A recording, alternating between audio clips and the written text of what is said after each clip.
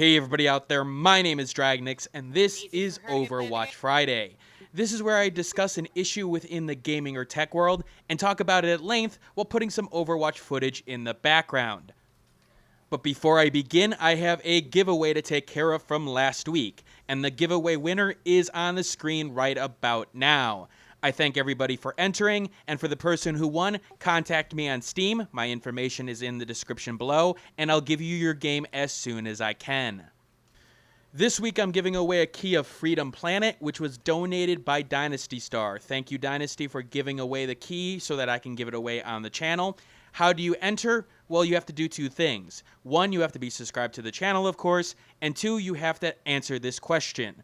What should I do? Now, I know what you're probably saying. What the hell are you talking about? Well, you'll have to understand the context of that question in the remaining parts of this video, because let's just say over the next 2 weeks, the channel's future will be determined. A little bit of a backstory for those who don't know it. 6 years ago, I left my job, senior software engineer at SPX GenFair. I had gotten out of college, I had applied to a couple of places, and I ended up there. I had done a bunch of software work for the next 6 years in terms of ticket vending machines, fare boxes, everything in terms of transportation. And I thought I was pretty good at it. In particular, I had a skill in terms of being able to fix problems in a chaotic situation, being able to be put into situations that I was unfamiliar with, and being able to succeed.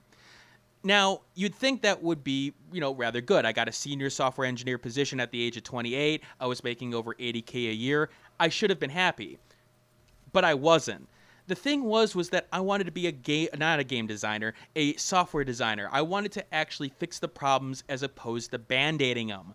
A lot of the fixes that corporate came up with, the higher-ups came up with, they were all band-aids. They weren't actually fixing the problem, but making the problem disappear for a period of time or sort of hacking it your way around it. Now, in certain situations, that's okay, but when you never address the actual problem underneath, it's like putting a Band-Aid on top of a gushing wound. Sooner or later, it's going to break. Well, at the time, there was going to be a new huge project, an ePay project in question, electronic payments online and things like that. And I really wanted to be part of the design team. But because I was so skilled at fixing things, I was so skilled at being able to take code that I was unfamiliar with and being able to make it so that, it would work, I didn't get the chance. I was told, well, I'm sorry, but we need you in other positions. At the time, I said, okay, that's fine. Tell me what I need to do in order to get to the game, not the game design. I keep on saying game design, but get to that software design portion. And I didn't get the answer until I put in my resignation. And I just had enough at that point. I was saying, look, I want to do this. I want this to be, a good company in terms of the products that we push out. And I just got tired of the, fights in terms of having to fight for what I was good at. Yes, I was able to do those other things rather well, but the thing is, it's not what I wanted to do. So I left and I started this YouTube channel. It was something of an experiment, something to get my mind off of things in terms of software. And lo and behold, it was something that I really, really enjoyed.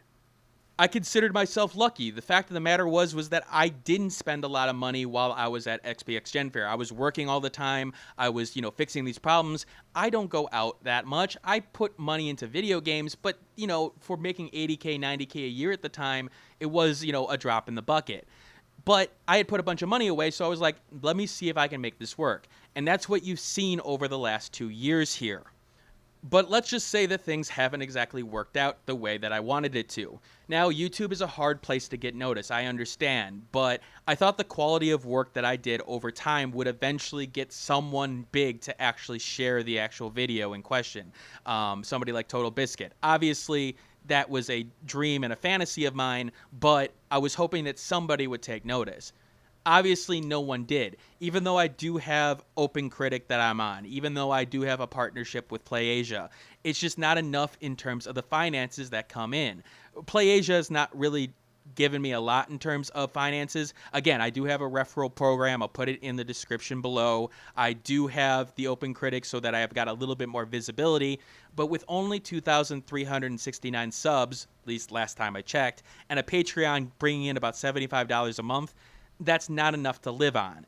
And even with the money that I put away, it's finally getting to the point where, yes, I have to do something. I know I've been saying 3 months for the last couple of months at this point, but I kept on cutting things and cutting things and cutting things so that I would be able to do this for longer. We've hit a boiling point at this point. So my dad has been working with a company down in Pittsburgh at this point, and he has been doing electrical work for them. Well, they need a software engineer because one of their software engineers left. And so I was like, okay, I'll take a listen to see what they need. The thing was that I thought that I could do two things at once. Okay, I'll, put 40 hours a week into this place doing some remote work for them, and then I'll be able to do 1 or 2 videos a week in terms of the YouTube channel. Probably 1 or 2 per 2 weeks at this point, considering that, yeah, it's a 40-hour job, and I wouldn't have the time that I could dedicate like I did to the YouTube channel before. I understood that, yeah, it was going to be a problem. People would probably leave, but I had to do this to keep the channel going. Except my perception of that was way, way off. Basically, the job opportunity in question is having me transit into Pittsburgh back and forth pretty much weekly at this point, at least from what I understand. There will be no remote work. And that's where the sort of dilemma lies. The problem is that I wouldn't be able to play games like on my PC normally because I'd be, not abroad, but, away from home. Yes, I can bring my PC with into the hotel room and things like that, but, with the amount of time that would be, putting in effort in terms of the actual job in question, coming back, trying to get food, trying to get everything else. It just wouldn't work in the big picture. And then having to come back and actually, try to edit within a day's time. That doesn't even include the Los Angeles portion of it, which I would be having to transit to put the actual software in question into actual, place in terms of installation. Now, it sounds like this would be a 3-month gig, but the thing is that that's 3 months I'm not making any content whatsoever. And I'm going to be honest with you. I don't want to go back to that. The reason why they looked at me in particular was, again, the ability to solve problems in a chaotic situation. Why I left the company that I was at in the first place. Now, I've got no problem with that if I was still being able to do what I love to do, and that's the review videos that I put on this channel.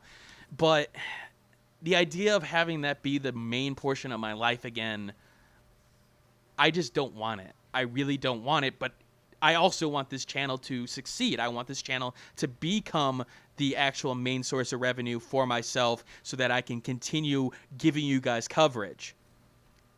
I remember the stress that job put me under in terms of the issues that developed because of it, the control issues that I had to see a therapist for. Yes, the job that I'm working at currently, my own YouTube channel, does have stresses, and I have had breakdowns. I'm right now I'm having a breakdown as we speak because I'm, I've got tears dripping down my face at this point. But to me, it was at least in my hands. It was at least in my hands in terms of these are things that I would want to do.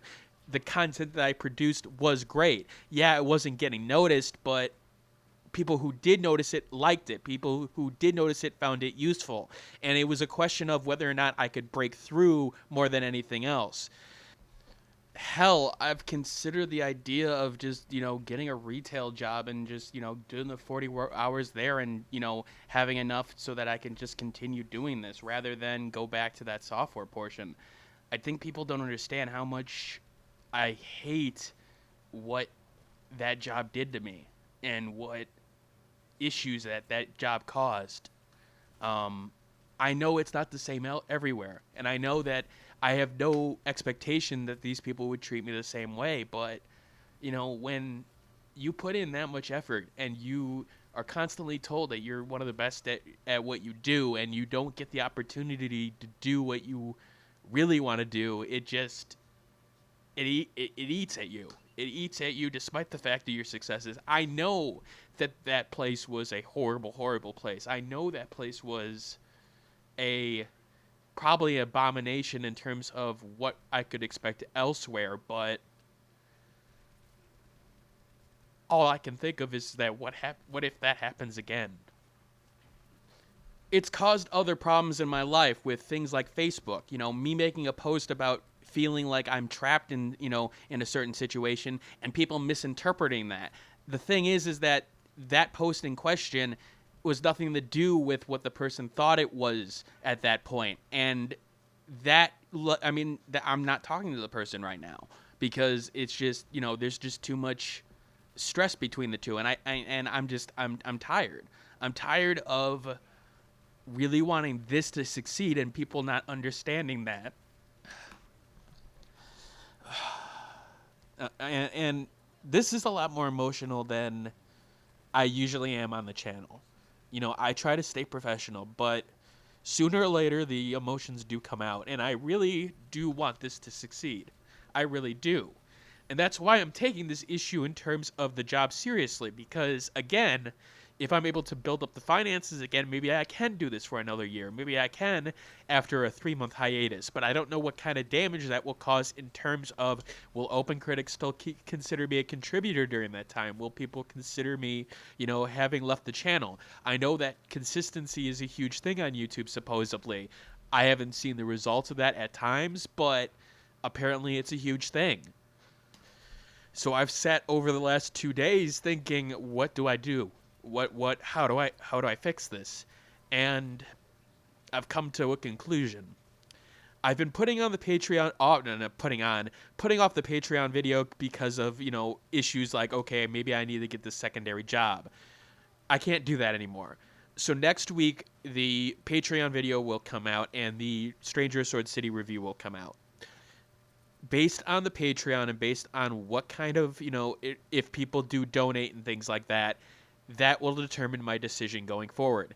If I do get a reasonable amount in terms of, X amount a month, I'm wanting to say 300 for the time being, but I don't think that's reasonable. Again, that's not enough to live off in terms of the overall picture. However, that would keep things afloat while I'm still growing. So I still haven't made a decision there yet. But depending on what kind of, Patreon stuff that I get will determine whether or not I take this job. And I understand that may frustrate some people. It may put people in terms of, having to unsubscribe from the channel, and I understand that. But I've also done this for 2 years, and unfortunately, I have to do something to make it work. And I get that people are mistrusting of, people who, shill their Patreon or, do advertisements in their videos, even though they're fully frontal in terms of, upfront about things. But again, this content that is created doesn't come from nowhere. It comes from a lot of hard work, a lot of efforts in terms of being able to review things. And you have to pay for quality. I'm sorry. I mean, yes, you get these videos for free, but sooner or later it doesn't work. And I understand that, people may not think it's worth their money, and I understand that perfectly. It's not for you, or it's not worth it. You can find other reviewers out there that can give you that. That's fine. But I have to do what's right for my current situation. So that's the decision I've made, and I'm going to give it 2 weeks once that video comes, or, a week or two once that video comes out, and then I will either take that job or keep on doing what I've been doing. And I feel like you guys needed to know that. I know I could have done anything else on Overwatch Friday, but this has been so much on my mind right now that I think it was the most appropriate video to do. God, and I'm a freaking mess right now. So yeah, the question for the giveaway in question is, what is your opinion on this? Would you stay on the channel if I had a hiatus for 3 months? Would you donate to the Patreon? I mean, what do you think about the decision that I've come to? Is basically the question I've put up there. So again, I'm laying it out all on the line for you guys. I'm laying it all out in terms of I'm being fully upfront about what the situation is, and I feel like that's important. I feel like I've done a lot in terms of being able to deliver content, but again, it's important for you guys to know what's going on. All right. I'll see you later. Actually, one last thing before I go. I want to make something clear. if I do go and take that job, the Patreon would shut down at that point. It would not be. It would not. I want to be delivering product. I would not be taking money for the sake of continuing working on stuff because I know I wouldn't be able to deliver. I would think that people would understand that I would do that automatically, but just in case people don't understand that or have stumbled on this channel for some strange reason, yeah, that's gonna be the case. So yeah, it would be a bunch of donations at first, and I would refund them or whatever it would take at that point, if it was charged right away. But I want to make clear that it would be a last ditch effort, but if it doesn't work out, then it doesn't work out, and people would get refunded. And I would hope that the 2 years that I put into this project would prove that, hey, I put in all this effort, I wouldn't mislead you guys. So yeah, I know that I said that was the end of the video before, but now this is the end of the video. So I'll see you guys later.